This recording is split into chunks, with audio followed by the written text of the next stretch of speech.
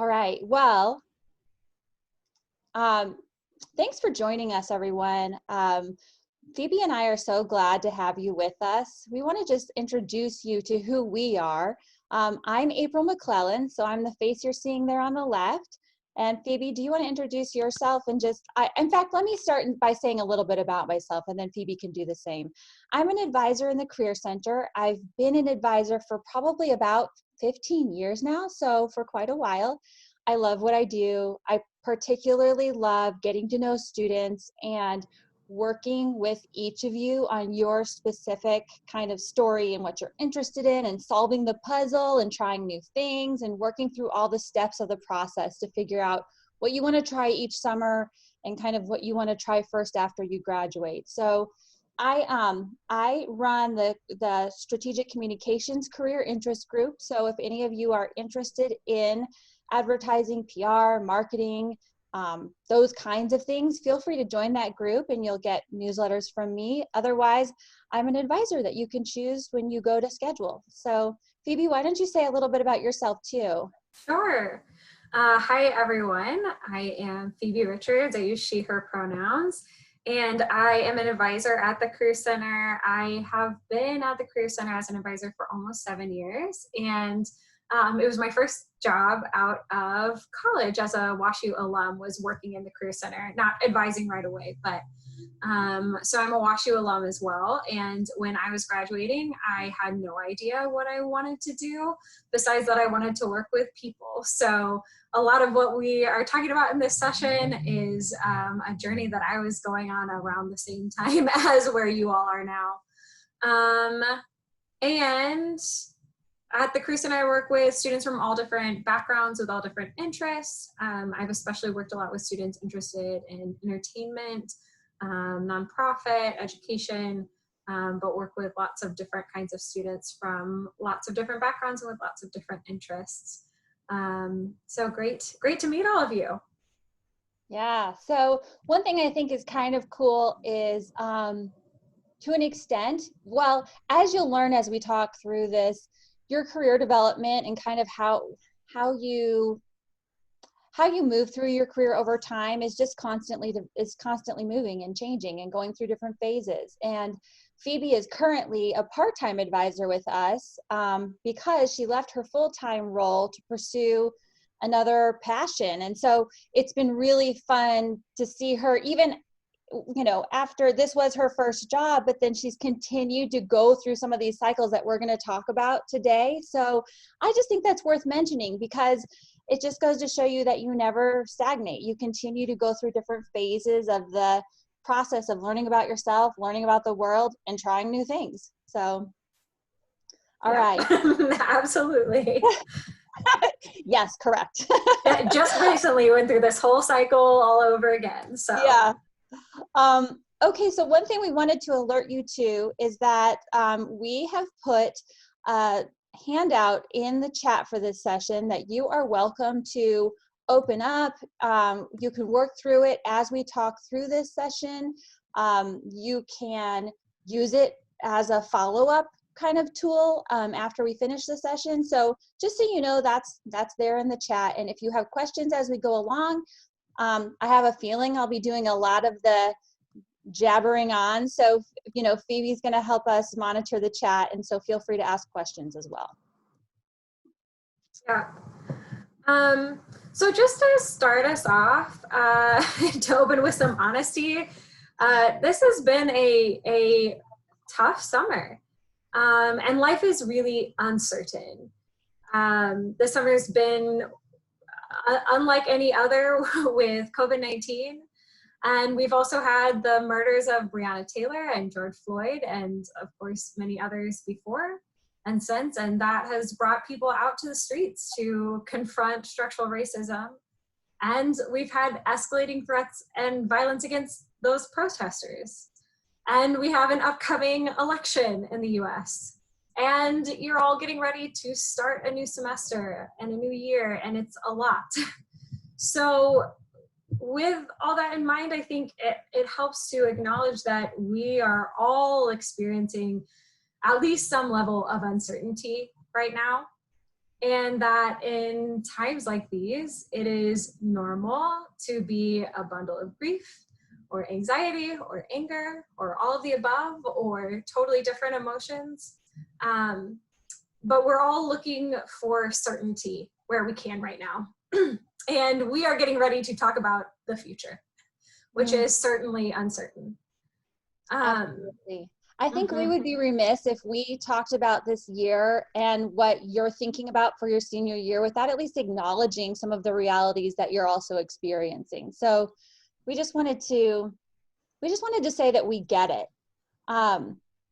As you go through this year, there are, and this is true for every senior who's ever had a senior year, ever in the history of ever, is that as you move through things, you know, up till this time, you most likely have had a pretty good sense of what was going to come next, right? So after elementary school, you knew it was going to be middle school. After middle school, you knew it was going to be high school. After high school, you had a good feeling it was going to be college. You may not have known where, but you knew that's kind of what you were going to do. And in a sense, right now, you're entering your senior year, which means that you can do so many different things after this, and you may not have a really prescribed path. And that can feel scary, but it's also exciting. And so one thing we wanted to liken it to was a night hike. If you've ever been on a night hike, you can imagine you might have a map. You can kind of learn about the terrain ahead of time. But ultimately, when you're there, you can only see as far ahead of you as your, headlamp will allow. Or if you've ever been driving through fog and, there's probably a road ahead, but you can't see it very far because your headlights are, only seeing through so far through the fog. So I guess what we want to acknowledge is that it can feel like kind of weird, but yet if you just keep moving and making small steps, you will make progress. And that's something that we can help with. If there's nothing else you leave from this presentation, we want you to know that you're not alone and that the not knowing is totally normal. So if you're sitting there thinking, but I don't know what I'm going to do. I'm not sure what I want to do. I'm not sure how to start. I mean, I would be kind of shocked if you did know all of that, right? Because you haven't done it before. So that's all very, very normal. So just trust that your next steps will be illuminated as you go, and it's a one step at a time kind of a process. And we have this nice quote here on this slide.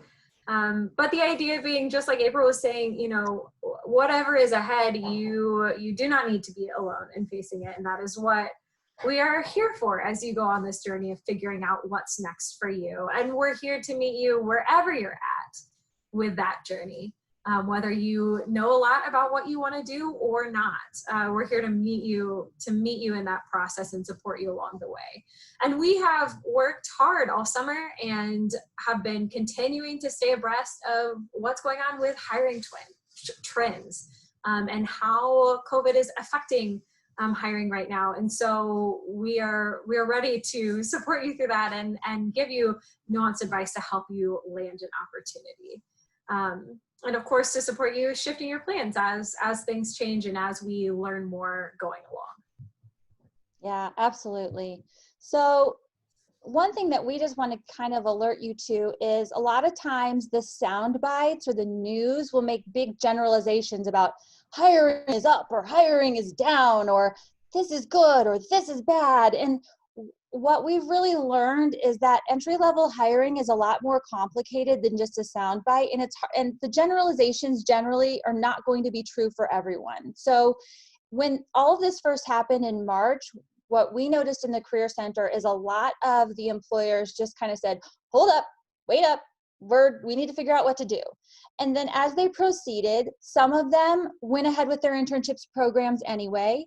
Some of them had shifted their focus of their internship program so that it was more part-time than they expected, or remote in a different way, or more of an academy learning experience than a hands-on in the office, obviously. Some industries stopped hiring for a minute until they can get a handle on the situation. And then others really started picking up. In fact, there are some things that I think we have seen really pick up, like the gig economy. So kind of project work sites. And we have links to those kinds of things on our website. But I guess what we want you to know moving into this year is that most employers have told us that they plan to recruit at about the same level as last year. So that's going to vary based on what you're interested in doing, what industries you've been investigating. But what we don't want you to do is feel numb or paralyzed or afraid to make progress because you don't know. Particularly if you work with an advisor, we can help you to kind of identify what's going on in the industries that you're interested in, and help you identify people to talk to and figure out how to connect you with employers. So just know that having a flexible approach, but continuing to look at this almost like a project and making forward progress is really important. Mm-hmm. And so here we've put some of our landing data to share with you for seniors finding opportunities after graduating. Kind of also to indicate that we're talking about all this uncertainty and what's going on with employers, which is certainly something that's out of your hands, but there are things that are in your control as well. So you'll see that, in our most recent year here, 2019, there's a 94% landing rate, set rate of seniors graduating and having an opportunity, landing an opportunity. And a lot of that is, or a key factor in being part of that 94% is engagement with the Career Center. So you all are already here. You're already more likely to be among this 94% figure. And that's good. That's great. That's something. Sorry, go ahead, April. I was just going to say, that's something that's definitely in your control. So one thing I really practice in my own life, as well as when I work with students, is identifying the parts of a situation that are in my control and the parts that are not in my control. So you definitely have control over how you engage with us, how often you engage with us, what kinds of programs and opportunities you take advantage of through the Career Center. And all of that statistically is going to lead to a greater success factor. So. Yes. Yeah. Okay, so now we want to present kind of a framework for you to think about this. There are different parts of the career decision-making process. And the reality is that you will go through these different steps, as we mentioned earlier, throughout your life, probably multiple times. I think of it kind of like a spiral that continues to move forward, but you continue to circle through these different processes. And I'm going to walk you through each one right now. So the first one that I have up here is assess. So this means identifying important factors about you, what you're interested in, what you value, what you're really good at, what your goals are, what you want your lifestyle to be like, maybe what is exciting to you. So this is all about really drilling down into what's really important to you. And to be honest with you, I think that this is a factor or a part of the process that a lot of students are tempted to skip. They're like, oh, I don't know, my friend's doing consulting and I've heard, I don't know, that seems like a good idea for them. I'm just going to jump into it. And they haven't thought about, okay, well, what does that fit the kind of lifestyle I want to have? Does it share my values? Your values could be anything from, and there's no judgment on what's a better or worse value, but you just need to know what yours are. So is status or success a value of yours? Is contribution to society a value of yours? Is having plenty of free time or balance in your life a value of yours? You'll have to decide for yourself and measure that against some of the things that you learn about. So one thing that you can do to identify your values is even to just look through your transcript or your resume and look back and think, what were some of the things that were especially exciting to me, or what was I really motivated about? What did I enjoy and love the process of versus what were some things that I just felt like I was jumping through hoops? So beginning to assess yourself and understand yourself is part of that process. And one thing I want to mention is on the handouts that we've shared with you, there is a transferable skills assessment as part of that. So that's where, you can look through a list of skills and kind of assess how much experience you have with certain ones and how much you enjoyed them. And that could be a next step for you for this process, if this is where you see yourself. Okay, then a next part of this process is exploring. So we talked about identifying things that are important about you. This exploration process is about learning possible paths that are out there. So this is figuring out, what do you need to learn about the possible things you're interested in? So you would do this by talking to people, reading articles, observing, or becoming part of communities in a way in order to learn more. The way you can do this is through informational chats, going to conferences or professional groups, maybe even following certain, influencers on social media, or following companies or organizations or thought leaders on social media, and just seeing, what are these people talking about? What is important to them? What are the current events in this field? When I look at a conference schedule or a professional association website, am I excited about the things that I see? When I look at a professional association website, the more I dig into that, so let's say if you wanted to go into public relations, you might look at the Public Relations Society of America. And as you look through the different parts of that website, are you like, yes, this is so exciting? Or are you like, I don't know. If that's how you feel, I think you need to kind of look into part of, where are these professionals talking to each other, and what is the current events? What's the reality of this world? And is this something you can see yourself doing? Sometimes you will walk away from exploring something knowing that's not right for me. And that is just as valuable as walking away thinking, oh my gosh, I'm so excited to find this. So this is another part of the process. Listening to podcasts is a good way to do this, reading literature, finding out what some of doing informational interviews and asking people, hey, what do you read to keep current in your industry on a daily basis or a weekly basis? Or what professional associations are you a part of? Those are good ways to ask questions. I want to also mention that we have career interest groups. And we'll show you a little bit more about those later, but that's another way to continue to explore a certain interest area of yours or an industry that you've identified. Okay, so moving on to the next one, this is the search process. So this is working on the skills that it takes to look for and land a job. So everything from your application materials, your resume and cover letter, preparing to talk to professionals, for example, how to introduce yourself when you meet someone. Some people call that an elevator speech or a 30-second commercial, but it's basically just, how do you introduce yourself? Besides the application process, then you have the interviewing process. How do you prepare for that?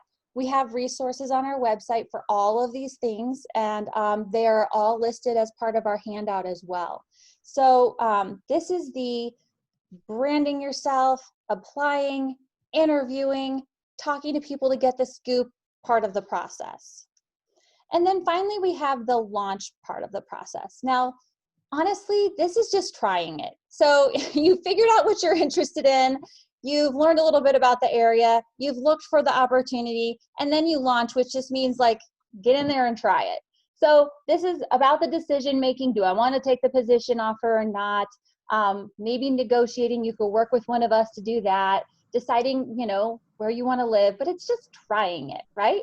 So you can see how with this process, it just goes on and on. So at one point, Phoebe, I'm going to use you as an example. Great. So at one point, Phoebe went through this whole process and ended up in our office at WashU.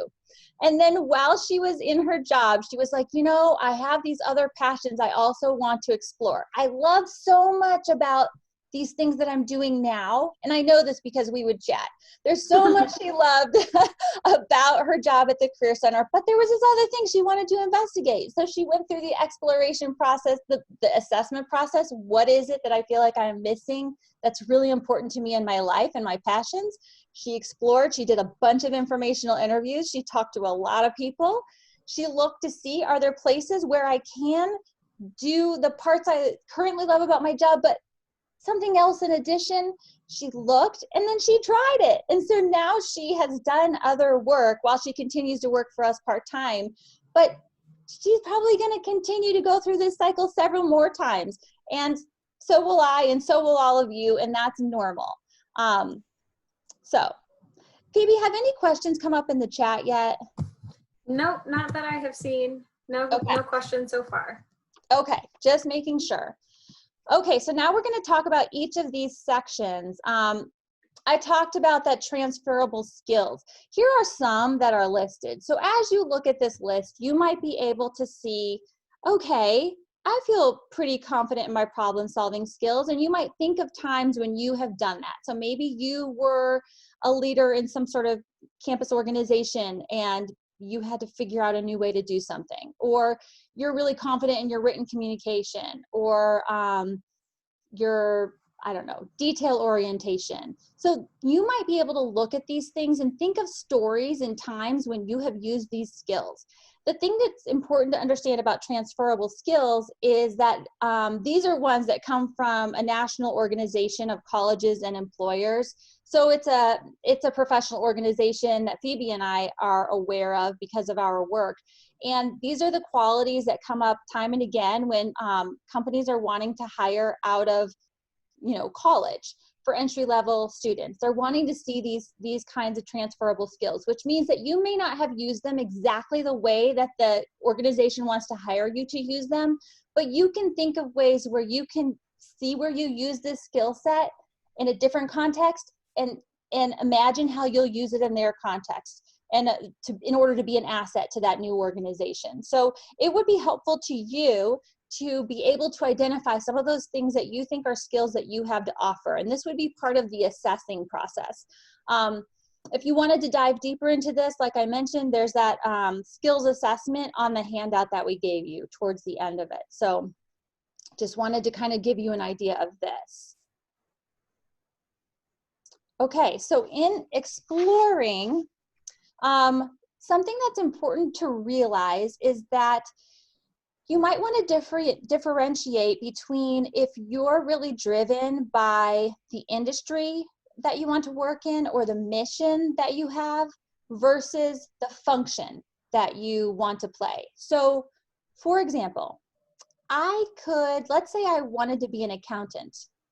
I can be an accountant and work for one of the big accounting firms, and that would mean my function as an accountant would line up with my industry, which was accounting. Or I can be an accountant who works for Washington University, in which case my function is accounting still, but the industry is education. So for you, you might realize I'm really interested in finance, but I don't think I want to work in the industry of finance. I'd rather work for a nonprofit in a finance role because that lines up with my sense of mission. So I don't know. I don't know if this is something for you to just think about. I hope it makes sense. Phoebe, do you have anything else to add to this explanation? No, I think that's helpful, and I think kind of like April is saying, especially sometimes starting out in your search, you kind of are driven more by one or the other. You might have a clear sense of what kind of industry or mission you might want to be working for or towards or in, or maybe you have a sense of the kind of skills you want to be using on a day-to-day basis. And so either can kind of inform and guide your search. You may not have a sense of both. Sometimes you do and sometimes you don't. And for me, job searches that I've done since I am the example for this presentation, I guess, I've done it both ways, where I've had a clear sense of the kind of organization that I wanted to be in and the industry I wanted to be in. And I've also done it where I just had a sense of the skill sets that I wanted to be using, and it took me into a totally new industry. So either way is a good way to search, but it's helpful to have to start by kind of thinking about what's interesting to you, or what skills you think you might want to use, that kind of thing. Yeah, and it's definitely okay to pursue it both ways. So a lot of times I work with students who are interested in like public relations or communication. You can either do that in an agency, or you can do that in some other kind of an organization. So for example, you could do communications at Purina, and that would be a CPG company where you were working in communications. So I think that if you want to broaden your options, you might look based on function and based on industry. It's just, but it might be a slightly different job. So I think the key here is to understand, you know, kind of enough about the industry and the function to understand how those might be different. And that's something that you can work with your career advisor on. Yeah, so I thinking about this exploring, which really is about gaining exposure. Getting exposed to what some of these different jobs and careers and industries can look like. Let's just brainstorm, what are different ways that you can do that exploration? What are different ways that you can get ideas about what is out there, what options are out there? And so for this brainstorm, if you want to like unmute yourself to shout something out to the group, if you want to pop something into the chat, whatever you're comfortable with is great for us. But just thinking about kind of what are different ways that you can explore, because there's a lot of different ways to get a sense of what possibilities are out there. Don't be shy, we're a small group.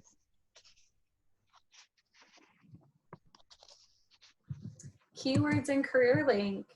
Yeah, I think in general, when you're thinking about just getting ideas of what's out there, looking through job boards like CareerLink and using those keywords to kind of narrow in on a function or an industry can start to give you a sense of what kinds of jobs and opportunities are out there. Yeah, for sure. What are other ways you can get a sense of what possibilities are?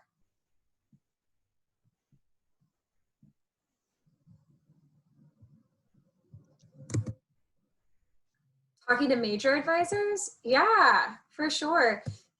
It's really interesting how major can connect or not connect to what you do after you graduate.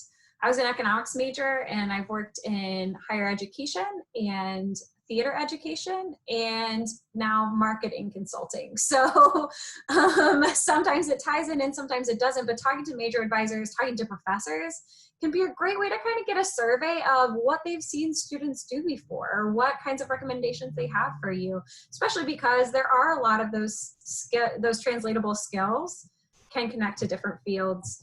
Attending conferences or employer events in a variety of industries, yes, that will certainly give you a sense of where do you feel like, what feels like it fits, right? By going to different conferences, talking to different employers, where could you see yourself? You get a sense of that from testing those things out. Careers tab on different business websites. Yeah, again, just kind of looking through different kinds of, whether that's like job boards and job listings, or sometimes those business websites will have overviews of what different careers can look like. And so just Googling or reading about different kinds of careers or industries can be a way to learn more about what's out there too.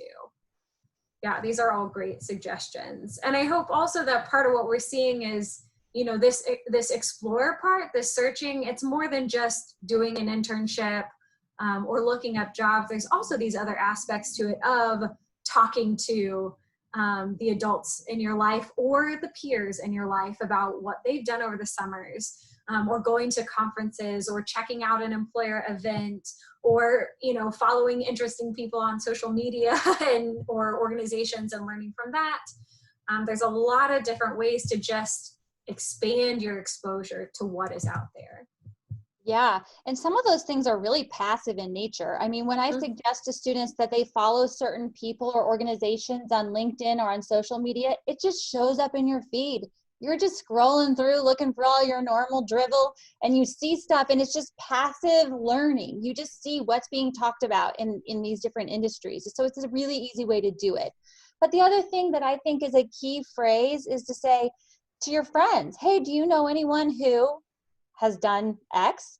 And you might be surprised among your friends, among your aunts and uncles, family members, people who have done work that touches on what you're interested in. And that could be a great way to get an inside scoop. So maybe someone in a sorority or fraternity you're part of, or a classmate that you had from last year, graduated and went on to do something you can see on their LinkedIn, and you can reach out to them and say, hey, I just thought I would touch base and love to hear how things are going for you. That is the best way to get some insight and to kind of, it makes everything that you're reading about online come to life a little bit differently.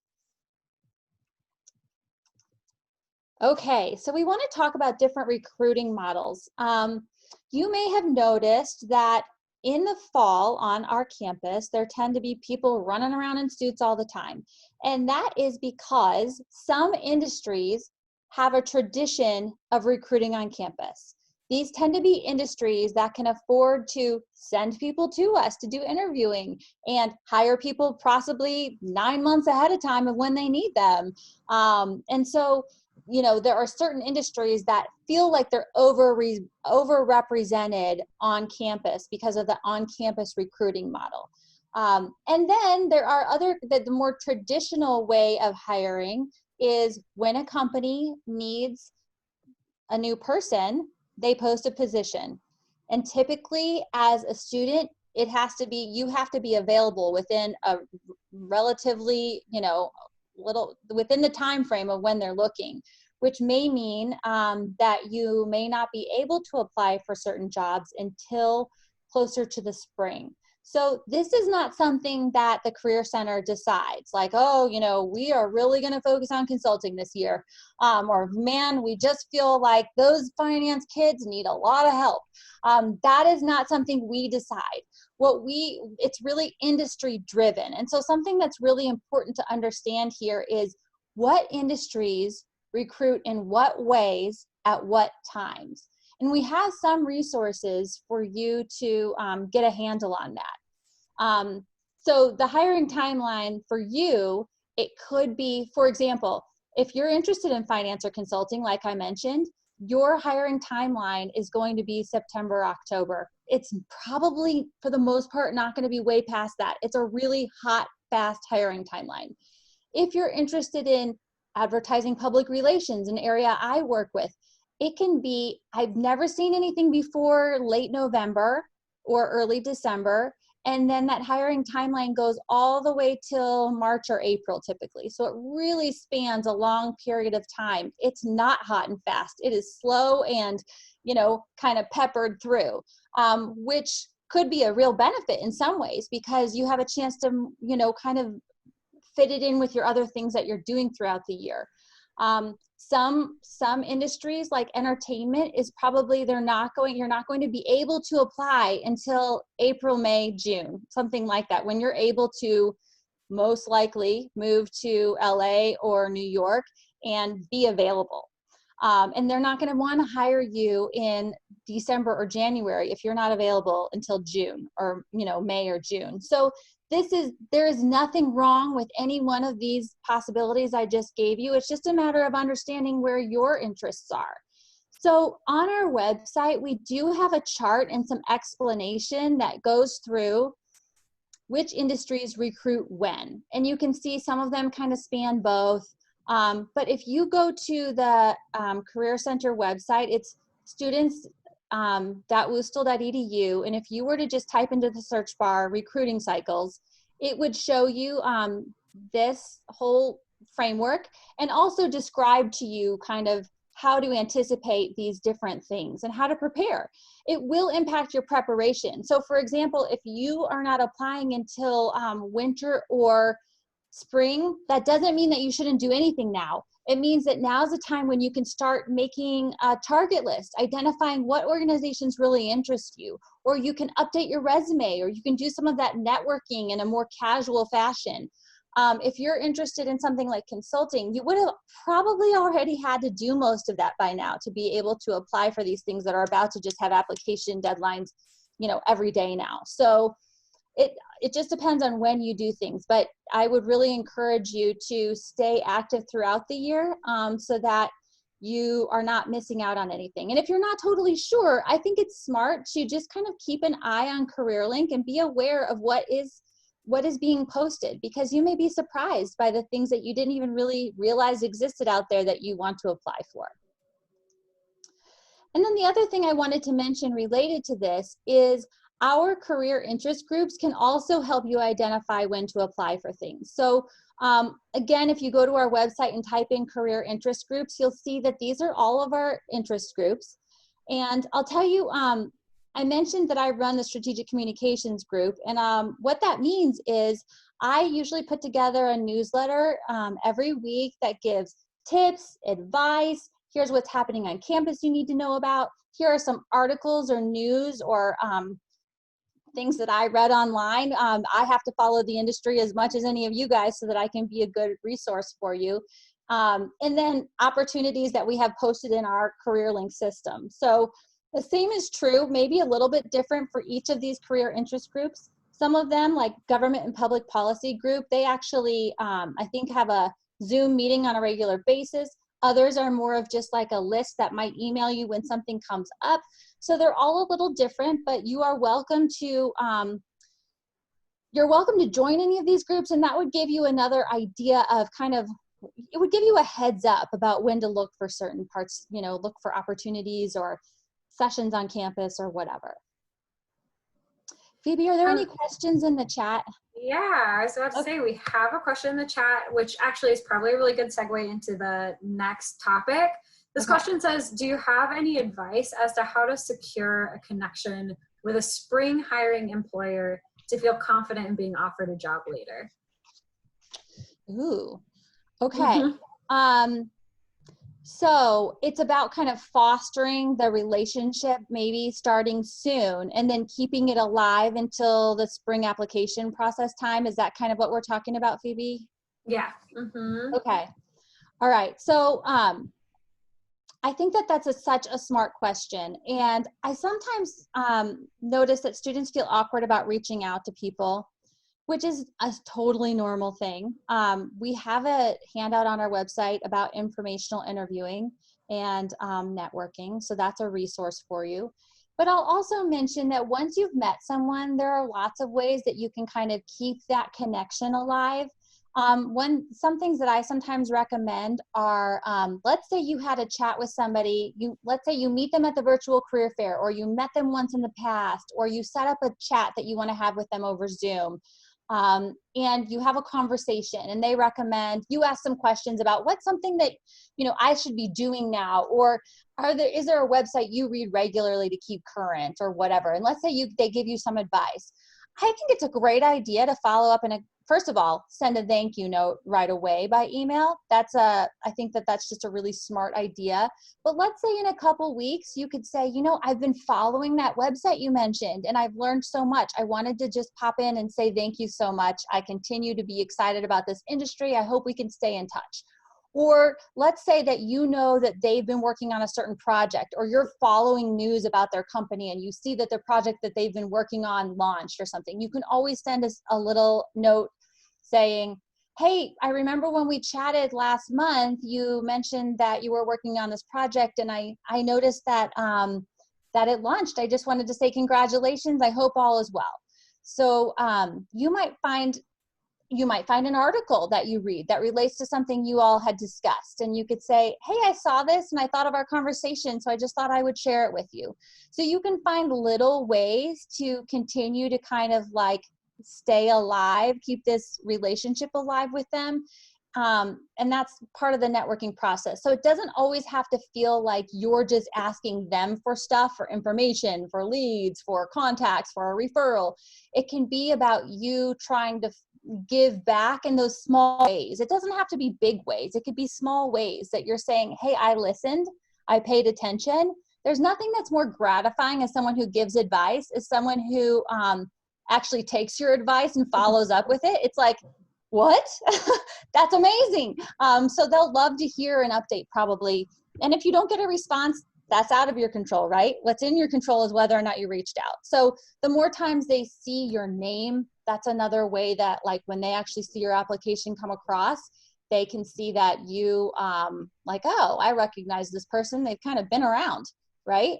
That's another thing. Once you've actually applied, probably through whatever their online system is, you can email your contact and say, hey, you know, it's been so nice keeping in touch with you. I wanted to let you know I went ahead and applied through the system. For your convenience, or in case you're interested, I've attached my resume and cover letter here in the email. I really look forward to this process. I can't wait to interview. That makes it easy for that person to then forward that to the hiring manager and say, this person's actually pretty on top of it. I've talked to her a few times. And that's more likely to put you to the top of the interview pile. So those are some things. Hopefully that answered the question. And also, just to jump in on top of that, this is all stuff that you are also not alone in having to figure out. These are the kinds of things that we can help you brainstorm if you are wanting to send a follow-up to someone but not quite sure what to say or how to do that. Or if you're trying to figure out how to make a connection at a company in the first place, we can coach you through that process as well. So just wanted to add that in. Yeah, absolutely. None of this is like there's sometimes an art and a craft to this. So it's not like people are born knowing how to do this. That's what we're here for. That's the whole reason there's a career center, for you to get help and kind of advice and coaching about these kinds of things. So in this launch program is not going to give you the whole job search strategy thing, but we did want to mention kind of some of the parts of this process. Targeting is when, we mentioned this earlier, let's say you identify a certain either function or industry or mission that's really exciting to you, and you want to sort of figure out who's doing it and start to make a list of those people. So I think the best way to do this, you could do a Word document, you could do an Excel document, but any way that you can keep track of, oh my gosh, there's this really cool organization I heard of. They don't necessarily need to have positions open. It's just people who do something that's interesting to you. And to start that list is just to start gathering organizations. And you might just start with a handful. And then as you begin to research those organizations, you might learn about others that are their competitors or people who are doing similar work or tangential work. Then your network is people that you want to talk to. So this might be another list. You might have a target list of organizations and a networking list of people that you want to talk to. And to learn about people, it could be asking fellow students. It could be asking faculty or staff members. It could be reading an article online somewhere and reaching out to that person. There's nothing wrong with just saying, hey, I read your article and it really got me thinking and I'd love to talk to you. Or going to a presentation, even if it's a virtual presentation, and asking for that person's contact information and following up. So those are all ways to network. In addition, we have our success stories module on our Career Center website. So if you go into our search bar and put success stories, that helps to bring up, you can search it a lot of different ways, by major, by location, by industry, keyword, and see students who have done opportunities in the past that relate to what you're searching for. And you could even, it gives you the contact information for that student. So you can even reach out to a current student and say, hey, I saw that you interned at this place last year. I would love to work there or intern there or meet someone there. You know, can you recommend the person that who was your supervisor? Do you think they'd be open to me reaching out to them? So that's a resource. We also sometimes have programming that would introduce you to either networking people or organizations. So we, pay attention to our career events page. And that's also linked in the handout that we sent out. And then the last part of it, this is the part that people tend to want to do the most, is just look for listings either on CareerLink or on Indeed or on wherever, and just apply for things. Really, you should aim for this to be part of your process, but probably just 25% of your process. Most people get their jobs through networking, talking to people, going after a target list and looking for opportunities. So it's not to say that you shouldn't just apply for listings. You absolutely should, but don't put all of your eggs in that basket. You should really diversify by doing all three of these things. Okay, so along those lines, we have a number of virtual fall career fairs coming up. You could see that there's the McKelvey Engineering Spotlight that comes up first. We have two kind of more traditional WashU owned and run career fairs, but we split some of the different areas so you can see there's different industries being focused on those different dates. And then finally, we collaborated with a bunch of similar schools and similar types of schools to us to do a multi-school career fair. If you go to our website and type in career fair, you will see that we have lots of Q&As about and videos about what is a virtual fair, how do you do it, how do I show up, what is this gonna look like? And we will also have a bunch of Q&A sessions for that, so you can look for those on CareerLink.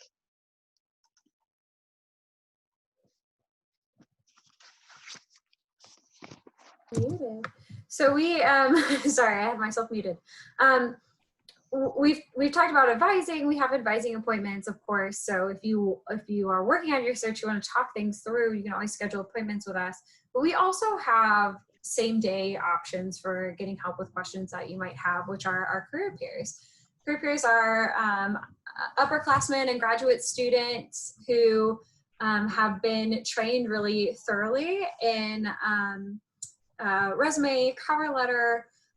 They get some training in interviews and search strategies, all these things that we're talking about. And of course, they have their own experiences going through these processes right along with you. And so they are a great resource, especially for getting your materials reviewed or emails read over before you send them off. If you want to get a second eye when you're working on putting together application materials, tailoring them to specific positions. They're also great for just quick questions that you have. Sometimes you have a question that doesn't quite merit a full advising appointment, or it's a little more time sensitive because you're trying to send off your application that day. The career peers are a great resource. And so through our website, you'll be able to find the information for either signing up for like a 15-minute kind of quick question session with someone to talk through whatever your question is. We also are putting together a chat function feature so that you can chat directly with a career peer and ask them whatever your quick questions might be. And they will be starting work next week with the first week of classes. So that resource will be available as soon as classes begin for those quick questions. Absolutely. We also have tips on our website for interviewing online. So things like, what should your background look like? What should you worry about it? Tips for lighting and all of those kinds of things. So feel free to look at that. We also have something called Big Interview, which allows you to practice doing an online kind of experience interview and videotaping yourself so that you can then go back and review it. That's a great idea that will best simulate the experience for you. And it gives you all kinds of, you can choose from like a bunch of questions in different industries. And so if you really want to drill into the kind of interview that you're planning for, that's possible through Big Interview. Then we also offer mock interviews with our advising team. So all of this is possible to practice once you get to that stage. April, we've had another question pop up in the chat. Oh, great. Yeah. It says, do you mind quickly talking about how a person can stand out during a virtual career fair? Ooh. How about I start to answer this, Phoebe, and you add on whatever you think? Yeah, sounds good. Okay, so I think the best thing you can do to stand out at any kind of career fair is to prepare. And what I mean by that is look at the organizations ahead of time that are coming. See if you don't have to research all of them. You have to research the 2 or 3 that you're interested in. Maybe more, maybe less. But for those that you decide that you want to talk to, I would read their website. I would look to see if they have any positions available. I would read current events about them, and I would come up with questions to ask. Your goal when you approach and you'll have, what happens in the, with these virtual fairs is you get like, I want to say a 5-minute slot to talk one-on-one online, like kind of like a Zoom call with one of these recruiters. And so you want to use that time really smartly. So you want to be able to introduce yourself in a way that says, what made you want to talk to them? What about your skills or experience or something you've done or what's really important to you made you want to learn about them and decide to approach them? And so that's part of your introduction, saying like, hi, my name is April. This is my major. You know, I noticed you were coming and I was so excited because this past year I led this group on campus, and here's what we did, and here's how I'm really seeing it relating to the work that you do. And in fact, I was curious if you could tell me about, and then you would ask some questions based on your research. I think what these recruiters are used to seeing is people who are not confident introducing themselves, people who don't have prepared questions, people who don't know what they do. So you don't want to show up with an employer and be like, and I want to say I don't think you guys would do this, but it happens. So maybe some of you would, and I'm telling you don't. You don't want to show up and say like, oh, can you tell me more about what you do? Or, you know, where are your locations? Or what are you hiring for? Those should be questions that you have already investigated. So you can ask a follow-up question. You could say, hey, I noticed that you have locations in these 3 places, and I'm not sure which one. I know you're hiring for X position. Which location would that be for? So that shows that you know something about them. I think that one thing that's important to keep in mind with a virtual career fair is, like I said, you don't have to research all of them, but the ones that you do research, I think, or that you do want to talk to, you want to research, because when they meet with you, they are kind of making a first pass, you're making an impression on them. And they might decide based on that conversation, wow, this is one I want to keep an eye on, or whatever. And so be aware of that. That's something to keep in mind. The other thing I would say is, don't go to the one that feels high pressure to you first. Pick somebody that you know, still do good research for them, but they're not like your number one, because that'll get your jitters out of the way and you'll feel a little bit more comfortable. What would you add to that, Phoebe? I totally agree. I think, yeah, doing research is the biggest thing, because you know, companies want to hire people who really want to be there. So if you know something about the company and why you're interested in it, that makes a really great first impression. And then, you know, April kind of talked about this with Big Interview and some of our other interviewing resources, but all the same things apply of, you know, watching out for your background and, you know, how you want to present yourself, those kinds of things in a virtual medium. But you can certainly kind of look through some of the advice there. But biggest thing is research for sure. And even though this might feel more casual because you're not going to a place, you're just probably going to be in your own space, turning on your computer, you still want to dress the part, because I think that's going to show motivation and a desire to make a good impression. So they don't want to see you looking casual, even if you feel casual. So almost dress up like it's an event that's happening in person. That's an important thing to keep in mind too, to make a good impression. Okay, so I am going to stop my share for a moment because I want to show you guys. I'll share my screen again, but I want to choose a different thing to show. Sorry. I want to show this. I was about to show you our, well, goodness gracious. Let's see here. Here we go. I want to just go to our website. Okay, so this is what our website looks like, and I want to show it to you for a reason here. There's a couple of buttons on our main page. There's Phoebe. Woohoo! Looking good, Phoebes. I'm famous. Okay, so first of all, we have an FAQs here about how the Career Center can help you in fall 2020. So this is information about just a variety of things. And then the second button I really want to point out here, what you can do in fall 2020. So first of all, if you want to make an appointment with us, click on this. But this what you can do page, I really wanted to show you because it walks through all of these steps that we just talked about and gives you concrete next steps for each one. So first of all, you are just going to pick one of these areas to focus on to begin. You might be in the exploration stage. You might still be assessing kind of what's important to you. There is no pressure to do all of this at once. Pick what feels like the right place for you and start there. So in addition to the handout that we gave you in the chat, you can see that for this assess yourself and express your skills, interests, and values, we have a whole bunch of resources here. So then moving on to exploring. So how to create a target list, how to become a student of a field that you're interested in. See all these ideas and next steps we have available. So these are all things to help you. For the search part of the process, that networking part happens throughout the whole process. So how to connect with professionals. There's information on how to reach out, how to reflect on what you've learned, how to build your skill sets. Through volunteering or doing leadership stuff on campus or projects or self-directed learning. So there's resources for all of that. There's resources for the search process and then also for virtual interviewing. So this page is accessible. If you were to type in what you can do or go to our main page and click on that button, that's all a possibility. So now I'm going to stop sharing my screen and just be available for any other questions that you guys have for us.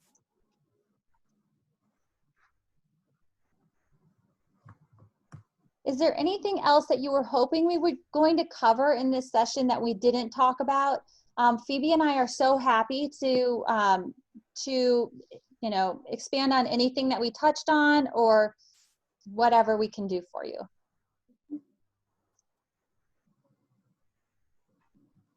Hi, I have a quick question about the hiring timelines. So would you say you should assume that if a job listing is posted, it's for immediate hire, or what clues can I look for in there beyond just like looking at the industry to know when they're expecting to actually begin work? Mm-hmm. Yeah. Oh, go ahead, April. You go.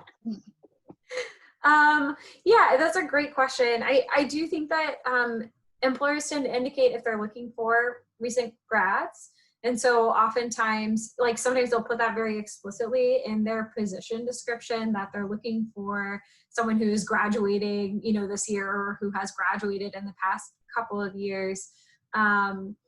So I feel like often when it is, you're applying in September for something that's going to open up in May, they're pretty clear about this is a position that will start much later. If they don't have any kind of indication along with that, usually that is more of an indicator of real-time hiring. There's also, some companies will have rotational development programs, leadership programs, different kinds of entry-level positions that have kind of a programmatic title to it that indicates that it's for, students who are just entering the workforce. What would you add, April?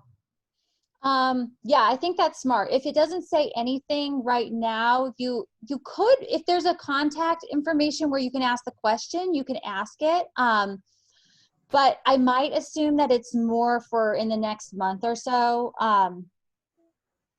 If it's an internship, some industries have post-grad internships. That's very common, and a lot of the work that a lot of the students I work with, that is the entry level, is post-grad internship, in which case they might take interns each semester plus summer. So if you see posting right now, it probably is for someone who already graduated in some of those cases. So yeah, it might just, let's see.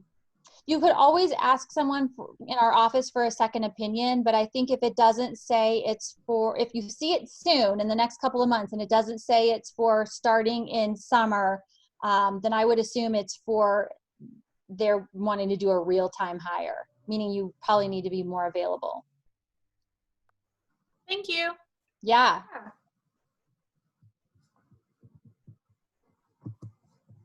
Any other questions that pop up for anybody? Don't be shy. We're happy to help with whatever.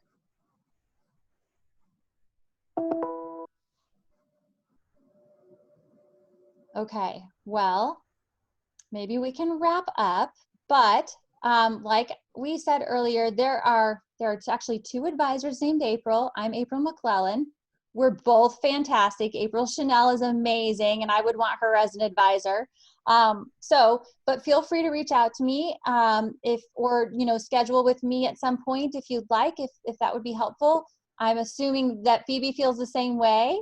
The highlight of Phoebe is that she has evening hours. Do you know when those are going to be this semester, Phoebe? Yeah, I'm doing Tuesday and Thursday 6 to 8 and Saturday 1 to 3. So my hours are a little bit different than most of the other advisors, but I'd love to meet with any of you for sure. Awesome. Yeah, and make sure to download that handout that we put in the chat, because we did put a bunch of resources to a lot of our website resources on there. So feel free to take a look. And then we also link to a bunch of those resources from the What You Can Do page that I showed you live. So, yeah. All right. Yeah. Hope you all have a good, a really smooth and peaceful start to your semester. Yeah. Thank you. Thank you. Take Bye. care, everyone.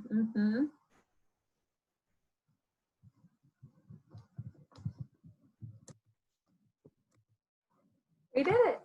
All right. Okay. All good.